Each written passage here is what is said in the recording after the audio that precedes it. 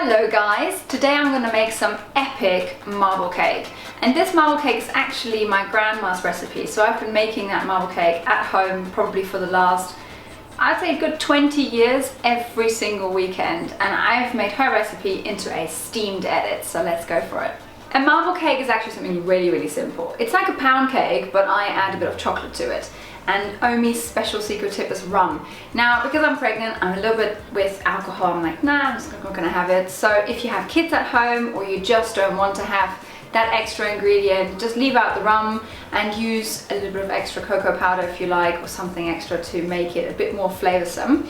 I'm gonna start by creaming my butter, and it's always really important when you are making cakes that you are bringing your butter to the right temperature. And I do this by using just fridge butter, so I don't need to worry about taking it out ages before I make cake. Pop the butter in, and then I'm actually just going to go on speed 5 until my butter is creamed, so it's soft and it's perfect consistency for my cakes. Once I've done that, I'll show you the next steps. Right, let's continue with all of our other ingredients. For the marble cake, I start with the light version, and then later I'll make that chocolate version. So I have everything prepared. I'm going to drop in my eggs. I just use large eggs. I'm going to drop in my sugar. Normal caster sugar is good for this one.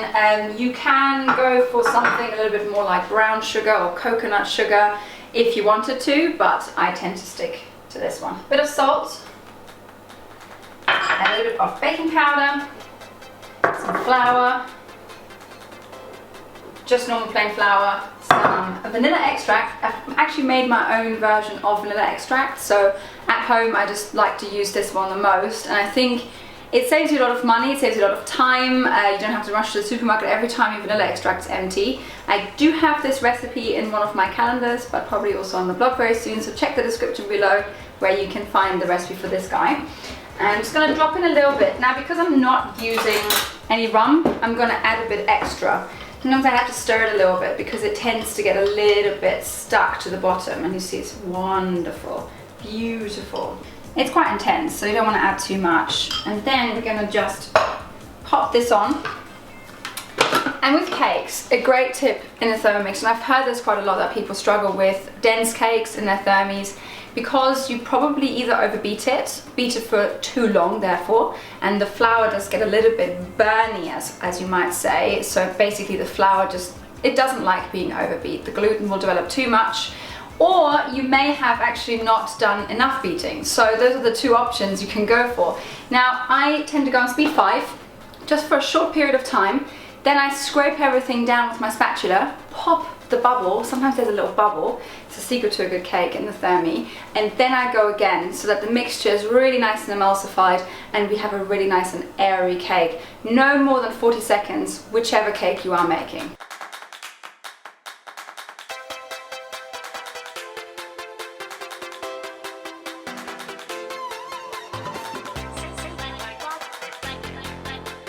So that is the first part done basically. It's really simple. The cake batter is now mixed, and that is what it looks like. Because of that gorgeous vanilla extract, it just looks so really nice and natural really. You really want that. And I'm going to just drop in most of this, and this is now totally dependent on how you like your cake. Do you like a little bit more chocolatey, a little bit more vanilla-y? Do you like half and half? You know what, actually we have huge discussions about that in our family, who gets what. And I know my brother really likes the majority chocolate, so I have to make it like that for him. I really like the majority vanilla, so we just sort of meet in the middle now. But we're going to go for 2/3 normal vanilla batter, and I drop that into my prepared cake tin. I've lined mine with Teflon papers, just because they're reusable, and you can get them via the link below in the description. And then I just drop that right in. Perfect. And I leave the remaining batter in the the mixing bowl, of course, not in the tin. And then we're going to add in our chocolate part. For the chocolate part, it's pretty simple actually. You're just going to add in some cocoa powder, nice dark cocoa powder, and a little bit of milk, just so that you make the mixture the same consistency as your vanilla mixture. And then you just pop it on for a few seconds to mix it, and then we're going to put it into our nice cake tin. cake done, well not really, but batter done, and I literally just take my spatula to do any of the remaining works, because you don't want to at this point overbeat it. So I just sort of go in with my spatula and get any other mixture incorporated. Then I'm going to drop into my tin really nicely, just on top if you like. I'm using a round tin this time. Usually I use a loaf tin. This time I'm using a round tin because I really fancied it. This is totally up to you. If you're using a loaf tin, make sure it's no more than 18 centimeters long, because otherwise it doesn't fit into your Varoma. And if you are using a round tin, same thing applies. So it shouldn't be more than 18 centimeters in diameter so that it fits into your Varoma really well. And I just drop in the mixture, and I'm going to go in with a fork to create that swirly pattern so that we can make a really lovely marble version out of this lovely cake.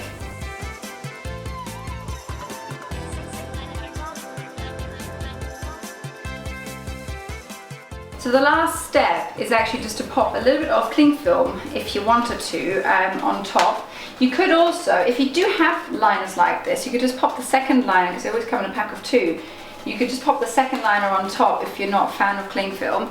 I find the cling film seals in the cake really well, but if you're not a fan of that, that's not a problem at all. As long as you have something on top of your cake tin that will protect it from soaking up any extra steam, that's basically all it is.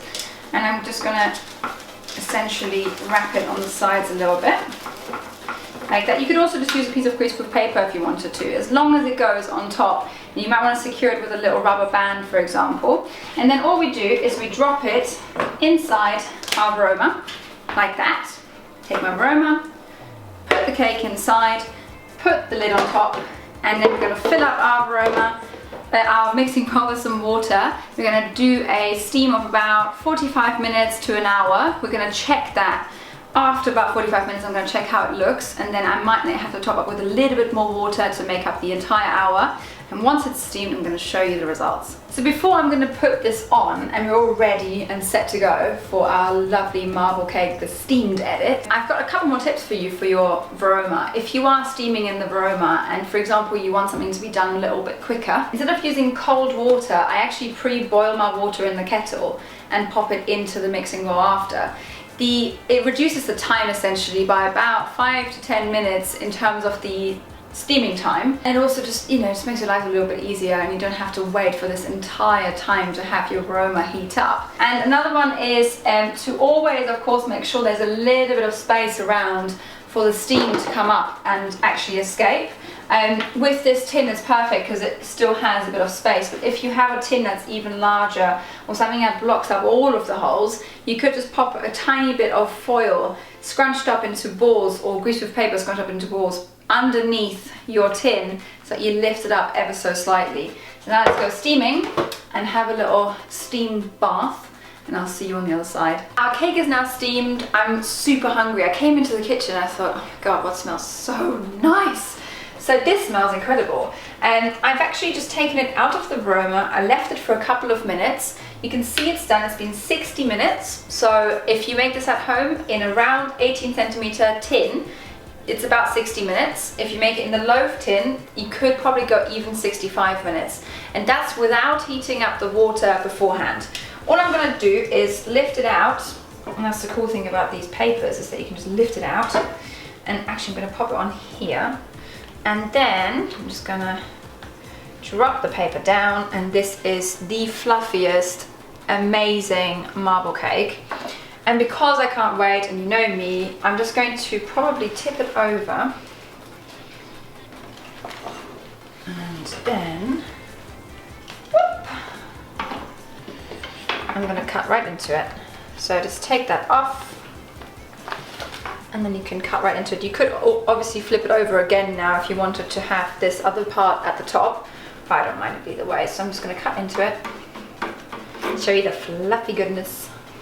And that is how it's done. Oh my god, that's so fluffy. This is so fluffy. This is actually so fluffy. Can you see how fluffy this is? This is like, I don't know, this is just like fluffy goodness. And I'm going to try this fluffy goodness now.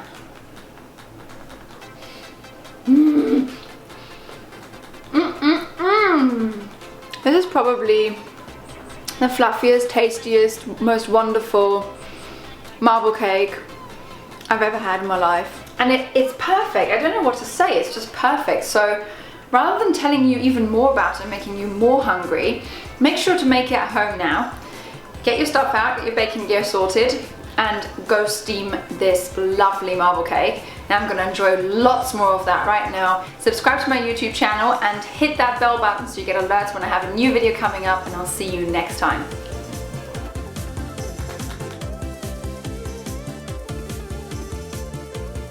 Thanks, bye. Thanks, bye.